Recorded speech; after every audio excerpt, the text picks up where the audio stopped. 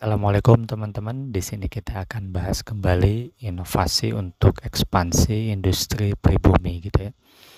Di sini kita akan bahas beberapa pertanyaan yang masuk gitu ya, dalam tempo 5 menit lebih. Inti pertanyaannya gini ya. Saya memiliki berbagai cabang perusahaan produk makanan gitu ya. Terdiri dari beberapa cabang, tapi saya ingin membuka cabang usaha baru gitu ya dalam bidang jasa. Kira-kira adakah saran bidang apa yang kira-kira yang bisa mendukung usaha makanan saya? Oh, jadi intinya dia memiliki berbagai macam perusahaan produk makanan gitu, tapi dia ingin membuka cabang baru tapi di sektor jasa gitu. Tapi sektor jasa ini mendukung usaha yang sebelumnya yaitu usaha makanan. Ya, mungkin seperti itu ya yang saya tangkap. Ya, jawabannya yaitu bismillah. Jadi kalau misalnya kita mempunyai core product dalam bentuk makanan, ada baiknya mungkin kita lihat juga dari segi augmentednya gitu ya. Dari segi pelayanannya diperhatikan dulu sebelum berinovasi untuk membuka cabang baru di sektor jasa ya.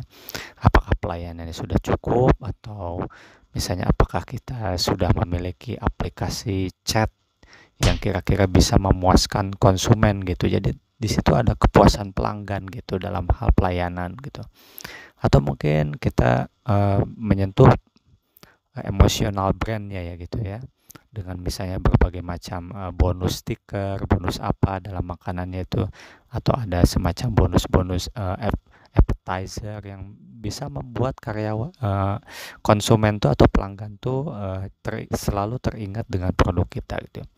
Kemudian dilihat juga dari aktualnya, apakah kalau kita udah memiliki berbagai macam cabang, ya bagusnya supaya lebih berekspansi lagi dan lebih mengglobal gitu ya, terutama untuk mendatangkan investor jangka yang panjang gitu, investor skala besar.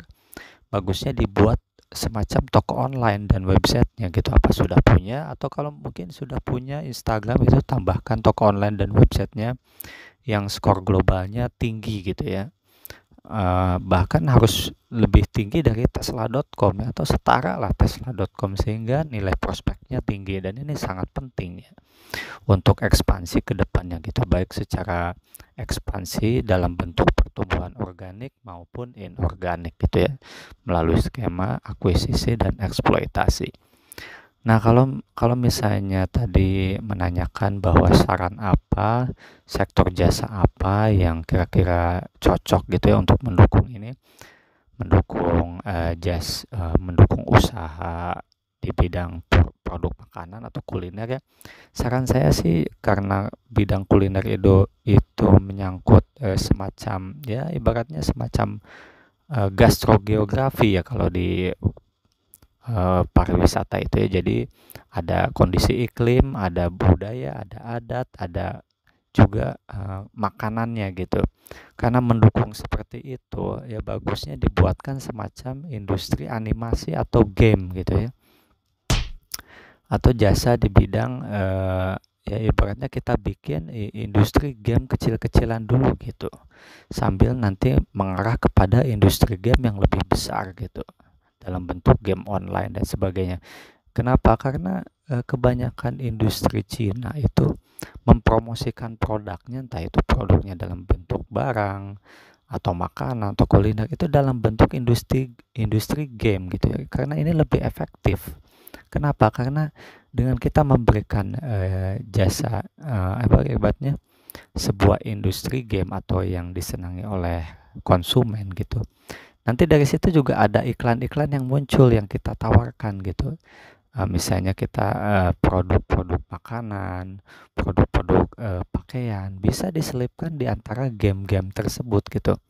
Atau mungkin dengan pembelian produk makanan ini bonus, misalnya dalam gamenya itu ada fitur diamondnya, bonus diamond sekian. Nah, itu jauh lebih efektif dibandingkan kita iklan di Facebook Ads dengan menghabiskan dana puluhan juta gitu. Jauh lebih efektif kita menggunakan industri game. Jadi kita buka industri game secara kecil-kecilan, secara bertahap. Nah, dengan tujuan menawarkan produk-produk kita yang dalam bentuk barang gitu. Nah, itu mungkin lebih efektif, saran dari kami gitu ya. Ya mungkin selengkapnya bisa dilihat di pancanomics.com.